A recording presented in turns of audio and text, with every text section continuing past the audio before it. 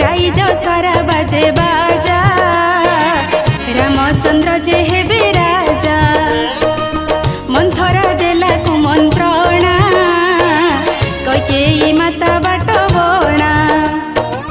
मागिले दुई गोटी बर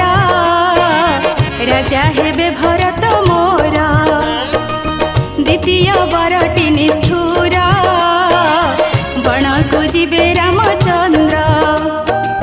प्राण जदि बा चली जाऊ वचन अन्यथा न हेऊ 14 वर्ष वनवास पिता होइले स्वर्गवास रहिल पंचवटी बने एमिति गला केते दिन